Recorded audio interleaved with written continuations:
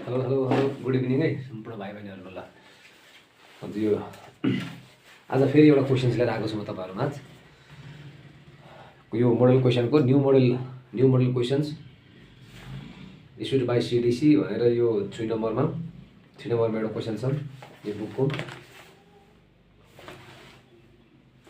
हेर्नु होला 3 नम्बरमा एउटा क्वेसन तपाईँहरूले पेन कपी र बुक लिएर बस्नुभयो भने बुझ्नुहुन्छ कुरो। त्यहाँनिर के दिएको छ भने सर एकचोटि हेर्नु होला है, अ ग्रुप युज भनेर यो 3 नम्बर क्वेसन कम्प्लिट पढिसकेपछि मात्रै अनि यो हेर्नुहोस् त्यहाँनिर के दिएको छ भने मैले त्यो क्वेसन्सलाई मिनिमाइज गरेर टक्क यो क्वेसन लेख्ने पढ्ने भन्दा पनि यो बुक लिएर क्वेसन लिएर बस्नुभयो भने अनि बुझ्नुहुन्छ। त्यहाँनिर गिभन भनेको छ, मैले क्वेसन्सलाई समराइज गरेको छु, अब म यसलाई सल्भ गर्दैछु है। गिभन टोटल सेयर 11 लाख भन्ने एउटा टोटल सेयर चाहिँ एउटा कम्पनीले निष्कासन गरेको छ है। Total shares 11 1 10 100,000 10 lakh 10 lakh 11 lakh total shares एउटा कम्पनीको। कस्ट अफ पर सेयर 1 सेयरको प्राइस ₹100 भनेको छ क्वेसनमा। अनि त्यो कम्पनी अर्न प्रफिट, त्यसपछि यो सेयरबाट कम्पनी चाहिँ कति प्रफिट गर्यो रे भन्दाखेरि 1 करोड। यो 1 करोड दिएको छ यहाँ। टोटल सेयर 11 लाख अनि कस्ट अफ पर सेयर 1 सेयरको 100 अनि द कम्पनी अर्न प्रफिट चाहिँ यो सेयर बापत उसले सेयर बेचे बापत भनौँ न 1 लाख चाहिँ उसले प्रफिट कमायो अरे। अनि अब उसले 1 करोड प्रफिट कमाइसकेपछि उसले चाहिँ the board committee decided to distribute 60 lakh चाहिँ अब होइन 60 लाख चाहिँ उसले के भन्छ यो डिभिडेन्ड यदि चाहिँ 60 लाख चाहिँ बाँड्ने 60 लाख चाहिँ उसले चाहिँ सेयरकर्ताहरूलाई चाहिँ बाँड्ने निर्णय गरेर उनीहरूले त्यो खालको एउटा डिसाइड गरेर भनेपछि क्वेसन चाहिँ यति हो। सेयर पर अब यो कम्पनीको प्रफिट अनि उनीहरूले बाँड्ने 60 लाख। अब नम्बर 1 मा के भनेको छ भने एमा यति भनेपछि from which amount is the cash dividend distributed भनेको छ। फ्रम विच अमाउन्ट कुन अमाउन्टबाट चाहिँ डिभिडेन्ड डिस्ट्रिब्युट हुन्छ भनेपछि प्रफिट लेख्ने। प्रफिट फ्रम प्रफिट अमाउन्ट प्रफिटबाटै बाँड्ने हो। यो ए डेरिभेटिभ क्वेसन लेख्नुहोस् अनि यसको एन्सर फ्रम ठिक छ देखिन्छ होला नि। From profit PROFIT from profit amount the cash dividend distributed प्रफिटबाट चाहिँ बाँड्ने हो। The cash dividend distributed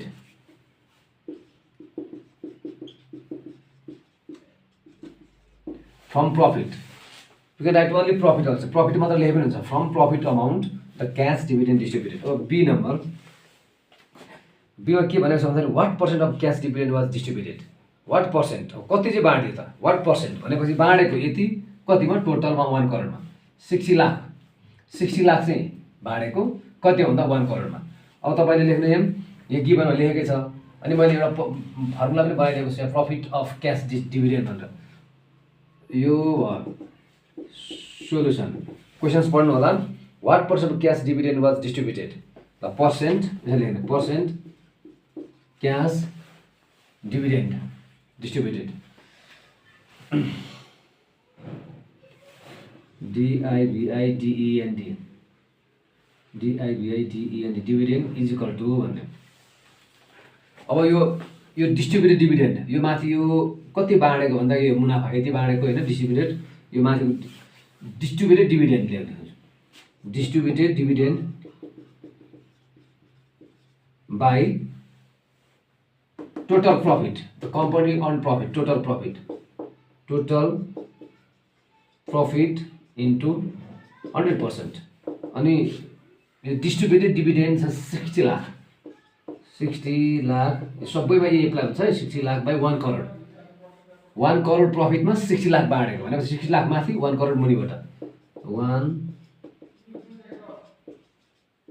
into 100% गर्दाखेरि दुईवटा जेरोसँग काटिदिनुहोस् 1 2 3 यो 3 सँग यो 3 1 2 यो 2 सँग यो 2 पर्सेन्ट यहाँ छ भनेपछि 60% चाहिँ 60% यो टोटल प्रफिटको 60% चाहिँ डिस्ट्रिब्युटेड भएछ।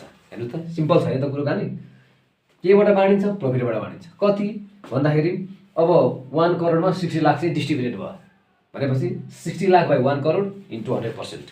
अब यो भयो, लेख्नु होला है, पज गरेर टक्क नोट्स बनाउनुहोस्, जुम गर्ने हेर्ने त्यो खालको कुरा गर्नु होला। यो क्लास 9 को। अब लास्टमा लेखेको छ, लास्टमा फेरि अलिकति छ क्वेसन्स कपीबाट हेर्नु होला, यहाँ मैले त्यही पनि मिनिमाइज गरिदिएको छु। अब यदि प्रफिट चाहिँ 1 करोड 50 लाख भएछ अरे, 1 करोडको ठाउँमा प्रफिट 1 करोड 50 लाख भएछ भने अब त्यही रेट भनेको 60%।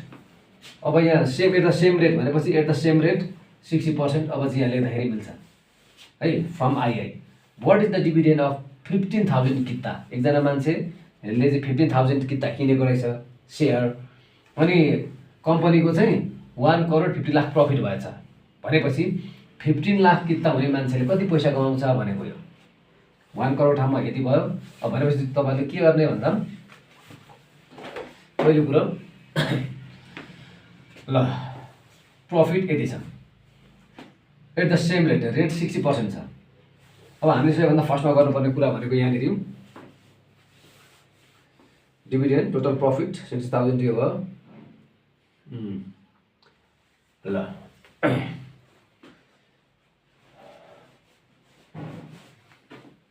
अब टोटल डिभिडेन्ड निकाल्नु फर्स्टमा, यसमा how the distributed total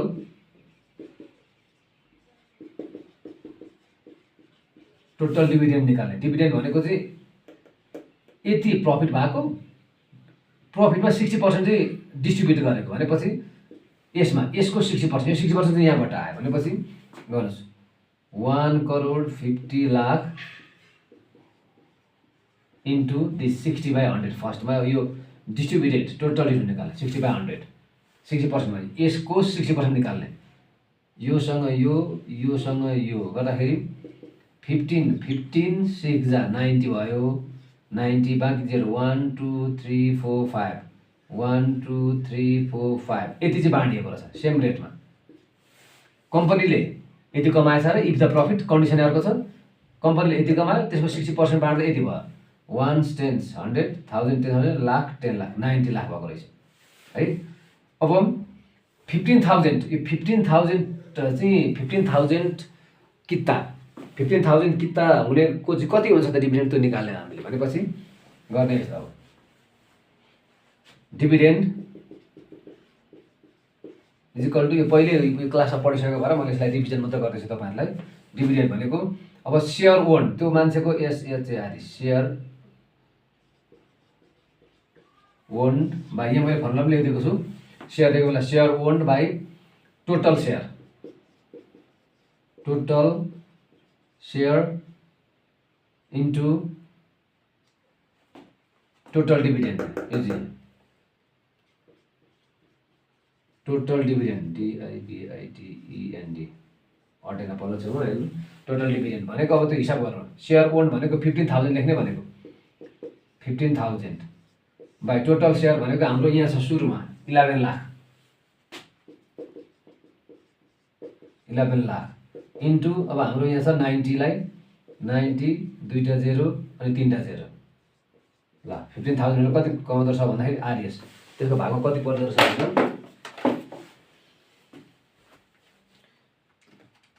15 lakh by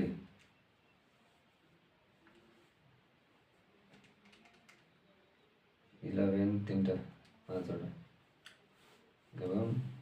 into यसो गरौँ न, त्योभन्दा सजिलो त 1 2 3 4 5 5वटा 1 2 3 4 5वटा यो चाहिँ सजिलो होला क्या मेथड होइन। 15,000 बाई 11 अनि यो गरौँ इन्टु 90 गर्दाखेरि 12 27 27.2727 ल यति चाहिँ 15,000 किता 15,000 किता हुने मान्छेले यति चाहिँ उसको डिभिडेन्ड यति भाग्न पर्दो रहेछ है। सो एकचोटि हेर्नु होला, रिभिजन गर्ने पटक यसरी हेर्नुभयो भने यो खालको बुझ्नुहुन्छ। हस् ल, थ्याङ्क यू।